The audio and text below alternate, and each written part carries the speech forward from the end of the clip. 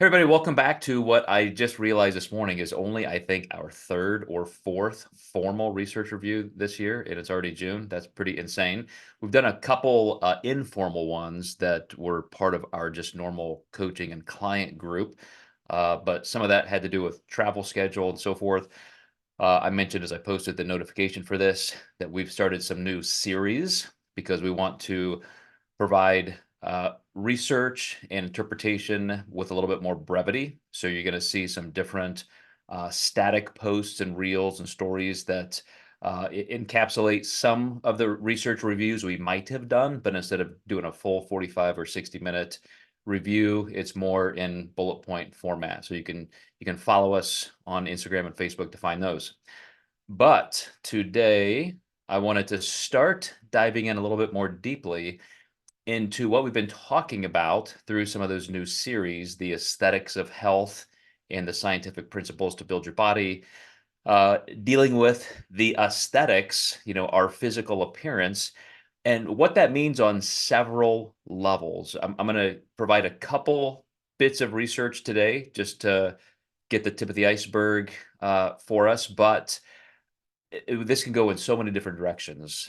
And one of the things as I started to talk to people about this, that was probably just under the surface, even for myself, but professionally, I have chosen to ignore it for more than 25 years, is that how we look is probably our most driving motive. And even though I said professionally, I have avoided that intentionally, it's because I wish it wasn't true. And yet it is. I have been mentoring and certifying and licensing coaches for more than 20 years.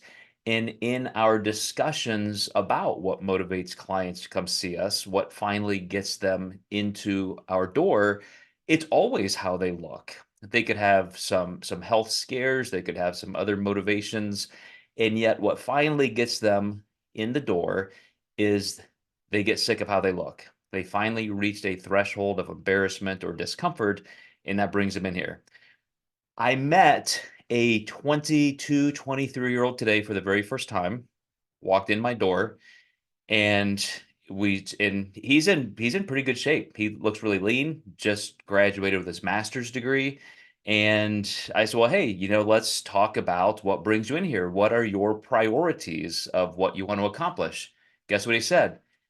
He said, aesthetic. He used that word, aesthetics. I just care what I look like. And I kind of chuckled and he goes, "No, no, I'm serious." And I said, "Well, the good news is when you're worried about what you look like and you're doing the things you want to do to change that, for him it was to gain more muscle, just gain more physical stature." I said, obviously there are health consequences to that. You're going to gain strength and functionality and so forth. And so I started going through all the things we would do, but it was just not ironic that he would say that on the day that we're presenting this. And so part of the reason why I said I feel like I have intentionally avoided it is I wish I wish it was deeper. I wish we had internal health values that were stronger. And we will get into the neurology of that, the neurophysiology of that, the neurobiochemistry of that. But at the same time, I'm starting to see that's not necessarily a bad thing. When you look at the anthropology of sex signaling and mate selection and all of the things that drive us into social hierarchies, just because those are the reasons doesn't mean that the end goals are necessarily negative or superficial or pedantic or trite. As my new friend from this morning's, mentioned, like that was a very serious impetus for him to get in here. Although the physical drive or the drive to be physically, different, to appear different, does, as I said, have some very, very positive health consequences if we handle it correctly. So big, big caveat there. First study I want to look at is the motives for weight loss and weight loss maintenance results from the MedWeight study. These are actually pretty light. I'm going to get through the studies today pretty quickly so we can have a little discussion, and it's more of an introduction or a setup. Those of you who watch this on the playback who are our clients, you'll recall some of this information because we did an informal research review, not inviting the public, where we at least talked about the things we're going to be talking about. So some of this will be a little bit review, but this is the formal research kind of behind it. So this particular survey study was inclusive of 607 adults who had a history of previous overweight and obesity, who had maintained at least 90% of their weight loss for a year. And so it was a retrospective survey, and they just said, if anybody out there who has intentionally lost weight and you've lost more than 10% of your weight, so again, a pretty substantial amount of weight. If you were 200 pounds, you lost 20 pounds, 300 pounds, you lost 30 pounds, and you've kept 90% of that weight loss off for a year, you are classified as a maintainer. Or if you have not kept it off, you are classified as a regainer. But we still want all of those people who at least made that attempt. You lost weight. That's been about a year ago, and for recall purposes, we wanted it that close. And then they classified them to intentionally juxtapose maintainers and regainers. So that's kind of common in weight loss research, is we want to see what some of those differences are between people who are more successful long term. And so then they went through a list. The survey included a list of possible motives that they had to rank. So pretty simple, pretty straightforward. And physical appearance ranked number one in both groups. So, what made you want to lose weight? Well, duh, how I look, just like my client from this morning said. And statistically, one of the things they wanted to look at is the difference, again, between maintainers and regainers. And they found that, that was virtually nil in physical appearance, around 8%. And then self-esteem, which I guess you could argue is a different way of stating the same thing. So here's my physical appearance. I want to change that. How I feel about my appearance, we could describe as self-esteem. Again, very, very close. I'm not sure I would assign a lot of value difference to that, but the people who regained were both just a little bit higher in both of those categories. And then for social purposes, which again has a very strong tangent into physical appearance, but let me say social appearance can vary in different things, or social purpose. Social purpose could be, hey, I'm an usher at church, and I want to be able to move quicker, or I like to play golf and I want to do that a little bit better or something. There could be all kinds of reasons why, not necessarily related to what I just said, that the actual physical functionality that comes up a little bit later. But then, the other one was friends or family prompting, like, hey, buddy, you should probably lose some weight. We're worried about you. We want you to be around. We want you to be healthy. So you can see there that the regainers, that's where we start seeing a pretty strong divide, where, they tended to be the ones who regained a little bit more. So I will even note there that social purpose, because it's going to come up in a minute, being quite a bit higher for the maintainers, people who were successful maintainers. It does show a little bit more of intrinsic value, right? Like social purpose. It's not just how I look, it's how I'm functioning in society. So that's a little bit other centered. So there's a very unique caveat to how I have presented this in the last couple of months, in the fact that, as I said, by and large, dominantly, how we look in our physical appearance is definitely the number one reason people feel the impetus to do something intentional about their body composition. But there does start to become a little crack and a little divide, in that the people who maintain their weight do tend to find those intrinsic values a little more easily. So now the second part of this survey, they asked them when you had lost the weight, because again, these were people who had all lost more than 10% of their body weight. It was now a year later. Some of them had regained, some of them were successful maintainers. So now when they were asked about that shift, a year ago or more, when you had met your goal and you were trying to successfully shift over to maintenance, what were your motives then to maintain?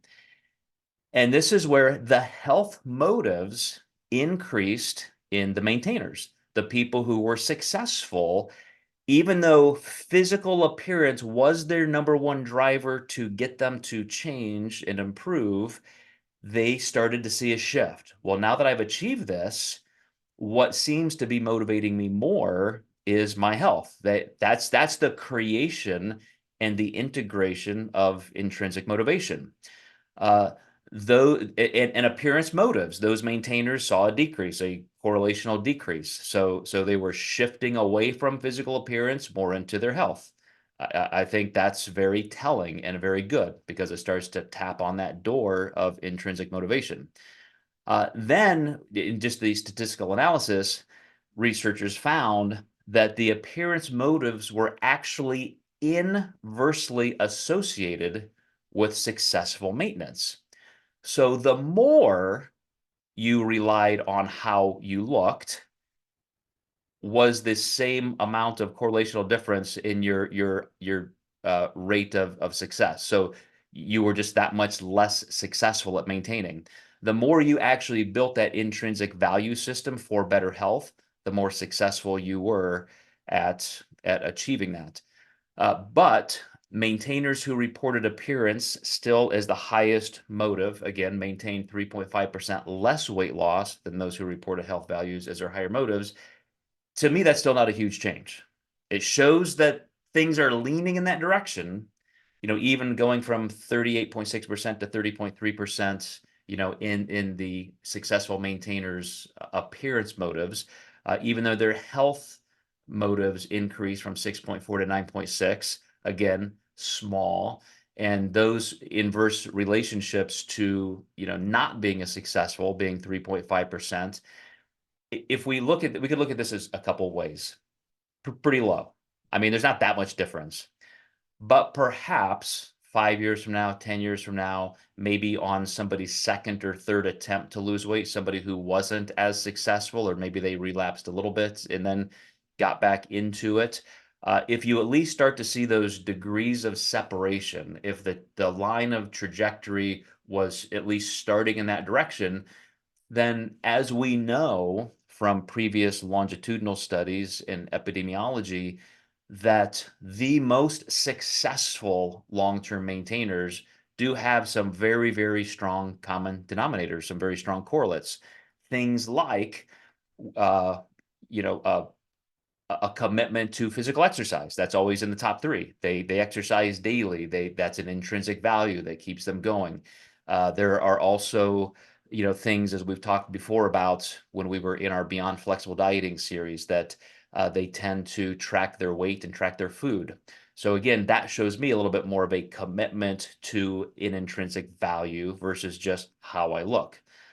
So that was interesting to me. Again, this shows something that has value in at least showing that those two groups do have some separation. The main thing is that everyone begins with these higher physical appearance motives. And at least me as a health scientist and a nutrition coach, that's information I was not acting on for more than 25 years. I kind of knew it, but I kind of didn't want to talk about it. And I wanted to try and bolster intrinsic values with people that just may have not been there. Maybe it's more appropriate to recognize and address those external appearance motives first. And now that we know, well, we have known for a long time, that it does take internal motivation, and we're seeing research confirm that there is a shift. There is a known shift. It makes me think there's some room there to start thinking through methods that address those shifts. How do we get from here where we know people are starting over to here where we want them to build into? So that's pretty stimulating for me as a coach to think, okay, here is some new information we've just not been paying attention to as an industry. But let me give you the second study first, and then we'll chat about it. So, motivations for weight loss in adolescents with overweight and obesity, a systematic review. Both of these pretty recent, by the way. I think that first one was 2021. This is 2018. So this one is really, um, I mean, they kind of give it away in the entire study how overlooked and almost damning it is that we don't have this information readily available. They did a systematic review. They found more than 2,416 studies in the last 2 decades detailing the rapid rise and the alarm of increasing childhood obesity. And yet there were only 6 studies that met the inclusion criteria to reliably assess the motivation of these kids. So we're alarmed about it and we're decrying it and we're doing things that we think can address it, but we're leaving the kids out of it. We're not talking to them about what they want to accomplish and how they're feeling. So that was kind of a smack your head moment. Um, how I read this study a couple weeks ago is actually not what it said. And so I had to do a little bit of a deeper dive here. There just wasn't enough information for the researchers to even draw conclusions. So of the 6 studies they had, by the way, it was over 5 countries, like 2 were in the US, I think Thailand, Brazil, the UK, somewhere else. So it's kind of, international broad spectrum in terms of maybe culture and worldview. But one of the things that they wanted to include were open-ended. There probably were some more studies they didn't include in this research review, or the systematic review, because they wanted the kids to be able to articulate in open-ended questions, how they felt, what was motivating them. And so this graph simply shows the number of studies that had representative responses of the 17 categories. So these are not ranked like number one motive, number two motive, number three motive. They are ranked by how many studies. So you can see the first one, the desire for health improvement, it goes up to number 4. That was how many of the 6 studies. So 4 of the 6 studies, kids responded affirmatively with that response and on down. So again, this is not a huge data dump we can draw from. Uh, but just if you look at all 17 of these motives and you start to categorize which ones are appearance related, peer pressure related, physical health related, you'll get the big picture. And that's on this slide here. So health improvement was there. Healthier was there. Fitness and shape, I would say, could go both ways, health and how you look. Feeling good could kind of go both ways. Activity for enjoyment, I would say could go both ways. So there are 2 to maybe 5 of these 17 that are health improvement. I want to be healthier. That's great. Um, but now let's look at the ones that go into, how a teenager actually looks. Appearance, self-esteem, avoidance of bullying, peer acceptance. I want to fit in normal size clothing, attractiveness, going through a major life change, like moving to a new school and they're afraid of how they're going to fit in. They had a birthday coming up and they just had that on the calendar of, hey, for my 15th birthday, my 16th birthday, I want to look better. Again, physical and in mobility, great. Self-acceptance, quality of life. Even the ones that you get into for health improvement, I think you could, see some strong parallels to how you look. But anyway, in broader research, when kids are asked, what's the biggest thing you worry about? What gives you stress and anxiety? The number one thing is always skin complexion. And like the top 5 are always related to how they look in some regard. So again, no surprises here, right? But what is amazing is that we've got all these studies on adolescent obesity, and yet nobody has ever even tried to get on the same page as these kids in crafting and curating support help that would psychologically meet them where they are. And the reason I think this is important, and maybe this can be part of our first discussion point, if we ignore that, like I did for so long, and we just kind of say, well, of course of course you'll look better, but we want to get your cholesterol down. We want to make sure your VO2 max is better. We want to improve your longevity. It would be just like that 22-year-old who came into my office today for the very first time. And when I said, give me your priorities, like, what do you want to accomplish? I'm here. I'm ready. I can't wait to help you. And he just said flat out, I only have one goal. I just want to look better. Like, like that just, we, I think we've missed that so much that maybe we even get the people we're trying to help to kind of ignore that and not integrate it. Because when we talk about the evolutionary psychology, the anthropology of that, it's just there. It's there in virtually every species you can measure it. And I don't know what that means if we just continue to ignore it. So let's jump in. You guys just feel free to unmute. What I want to say that maybe for our next couple of swings at this topic, I want to talk about more broadly the psychological motives we do have, not just for physical health, but what are the motives under the motives that drive all the motives. And so we'll get to some of that. We'll discuss and we'll look at research in terms of, do they really align with what we think we want? Um, some of the things I just mentioned in our just human condition, what does it mean when our dopamine and our nucleus accumbens and things like that are driving us in one direction, yet our limbic system and brainstem are kind of driving us in another direction? How do we balance that? How do we manipulate that? But let me get rid of this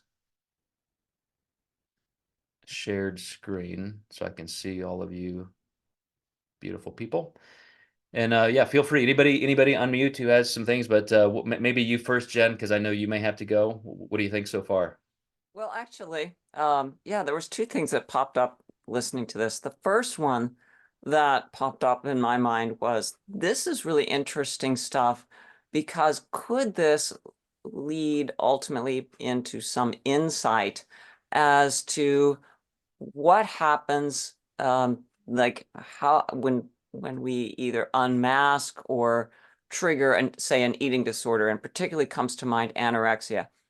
We're all looking for that looking better thing. But then when people switch to health motivations, is that in potential protective against anorexia? Because with anorexia, you keep looking and you see imperfection persistently. The mental health disorder is that you do not see anything other than appearance, and your appearance is to the detriment of your health. And it's a mental health disorder, so it's very perceptive in this illness. And I think it's incredibly complex. But the first thing that popped into my head was, gosh, I wonder if there's some link that might at some point be uncovered that could potentially be helpful in understanding, if we all, and especially with adolescents, if we all want to look better and things, what tips that scale towards then either uncovering or triggering that mental health disorder, particularly of anorexia. So that was the first thing that came to mind.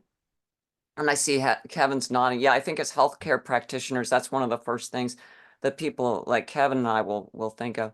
The other thing I thought, and this could be a discussion for a different group, for contest prep or something, is can we harness this health motivation to help competitors in their off season in terms of where they fall in the how much weight I want to gain back, and the health motivation between competitions, because it's going to be unique to each individual. But some individuals may want to stay closer to contest shape. And as we've talked about this in CPU, for some people, they're able to do that with a health perspective and with a health result that's in line with their health goals. But that is not necessarily healthy for everybody. So I think this is super fascinating. And I think it could lead to discussions both in the contest area but also this mental health aspect of the eating disorders. Yeah, Jen, it's fantastic you brought that up because the one thing I probably didn't articulate very well on my last slide is one of the areas I want to look at is that area of perception, because relating it back to something else we know, your level of contentment and life satisfaction is the direct measurement of what you expect and what you get. So when it comes to body composition and how we look in the mirror, those who have some kind of dysmorphia, you may not see anything accurately at all. At the end of this month here, being May 31st, few of my clients who are in the throes of intentional body comp change and so forth, they want to get on the in body and look at their body comp progress and all that. And one of my clients jumped on this morning and said, "Hey, he's just at a starting point, and he saw 17% body fat, and he goes, 'Oh my gosh, how did I get that high? This is so awful. I need to be back to like 9%. 17% is awful.'" And his son was there, and he said, "That's pretty good for a 50-year-old dude." Like, and I said, "Exactly." I said, "You really, first of all, I mean, he looks great. At 17%, you put a suit on this guy and you would think he could run a marathon." But I said, you really don't start to see health complications for a male until you get 21, 22, 23% body fat. So sure, let's get back to 9 or 10%, but you're doing pretty great to be at 17. So again, speaking of the not neurological, the neurosocial perspective of where we are, always comes back to social comparison. And that's what I mean, how we're never going to escape that. Like, that is just what it means to be a social animal. We're always going to compare ourselves to each other, compare ourselves to our past selves. And even though that's not purely objective, that is a major, major part of this discussion. So excellent, excellent thoughts, Dr. Souders. Okay, appreciate it, Kevin. See ya. Anybody else? Any other thoughts or comments? Amy, I know you kind of came in a little bit late, but I know you've kind of kept up with the whole conversation the last couple months. I'm in a very loud environment, so I don't know if you guys, it's too noisy for me to talk, but yeah, I think it's very interesting when looking, especially at adolescents, and I'd be interested to follow those people through life. As with all human studies, it's so tough because you don't get such a long lens view, but those who made those changes as adolescents, how they were able to maintain them throughout life and what were their stumbling blocks along the way. Working again in an area where we are absolutely focused on the outside appearance of people. So much of it is backward looking instead of forward looking of people and their motivations to change later in life is always looking back, and it's not as much looking forward. The ones who it is looking forward for do seem to be just more happy in general. It's the people who are stuck looking back who are never going to be satisfied. We have one patient that comes to mind who we have done a number of procedures, and I mean multiple procedures, and she is still unhappy with the look of her thighs. And this is a woman who is now 50. We've been doing surgeries on her for a decade, and she still hates her thighs and just like can't get past it. And we've done other things too, like we've done facelift on her, and that's great, but like she is still obsessed with her normal sized thighs. And there's just so much energy and so much of her life has been put into this. And over the decades, it has never improved, even with external forces on it. And that is so sad to me. And I think those are the people that I wish could start looking more at the health motivations. But I don't know that they'll ever, that other little nagging thing will ever go away for some of these people. Yeah, and that's why there is such a psychological component. And when I say things like evolutionarily, we're just never going to get around this or around this, this is how our brains have been wired. I always leave the door open because we know through social science research that categorically social and cultural change can really become more mainstream. And I give this example of right at the turn of the 20th century, so like 1900, 85% of Americans thought biracial relationships, interracial relationships were amoral. Like, it's evil. You can't do that. If you're Black, you got to marry a Black person. By the end of the century, it was 85% thought, well, who the fuck cares? Like, it took just 100 years, which would be just a couple generations of people for it to turn like that. And so things like social acceptance of different body. I mean, that's why, health at any size, intuitive eating, like some of those parts of our industry, I support. I mean, there are some objective concerns I have in, application and what happens to some people. But as far as our temperament and how we approach it and think about it as we relate to each other, I'm all for that. And we have to be okay understanding our own phenotypes. And this is acceptable for me. I can do this much to achieve this much, and that's great. For my genetics and so forth, like that's where I need to be without self-flagellating forever because we're just not as perfect as the person, next door.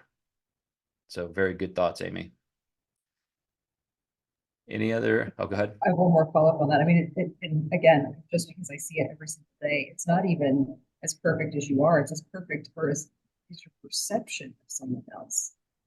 And that's the part that I feel like we're in such a weird time with social media and other things being such a forefront of every person's life nowadays. It's not even perfection. You're trying to fight against AI now. It's an unattainable goal for even the person in that picture. They aren't that, like they are not that reflection. So then to have a whole generations of people that are striving for a level of perfection that no human is even able to attain. That's where I feel like the health at any size, if only it really was that, of embracing the reality of your true health and not just using that as a patch for any version of health. Absolutely. If that makes sense. Yeah. One of the things, so Dr. Souders and I work with Dr. Hanscom in his group, which is very based on neuroplasticity and trying to create new patterns for the brain to work to reduce stress, anxiety, chronic pain, and so forth. And I remember maybe about 10 years ago speaking to a therapist, mental health therapist, and I learned that it's kind of a measurement tool, even though it's subjective, for a therapist to ask if you're having ruminating thoughts or catastrophizing or high anxiety, how much of your day do you spend thinking about that? And they try to quantify that almost like a 1 to 10 Likert pain scale, what's your pain level? And it was like and they'll kind of gauge like, oh wow, we're at a critical issue, or let's try and reduce that, let's work on this or that. But for people who have any kind of dysmorphia and they're just completely unhappy with their physical appearance, as you see in these two studies, it is the number one driver. It can be a motivator that's positive and it gets us in the door, or it can be a crippling, catastrophizing, toxic mindset, that's completely inappropriate. So, and that's where it's just very hard to talk in objective terms. But again, if we just ignore it, we're certainly not helping anybody. Any other thoughts? I know this is kind of like I said, a brief introduction to some of the formal research on this, and I want to dive deeper into those neural areas as well as the social areas. And then, we'll keep uncovering what's happening related directly to diet methodology. But for those of you guys who especially see this maybe on our YouTube channel, be aware that we have almost 100 of these research reviews. If you follow me personally on Instagram or Facebook, you'll see some of those shorter forms of research reviews. Our Coach's Clinic, Aesthetics and Health, the newest one, Scientific Principles of Building Your Body, things like that. So a little more brevity in those. But we don't do these every Friday. I'll typically announce them. So if you can ever jump on, that's fine. These are open to the public, but you'll also be able to see them on any podcast platform, YouTube, Apple, etc.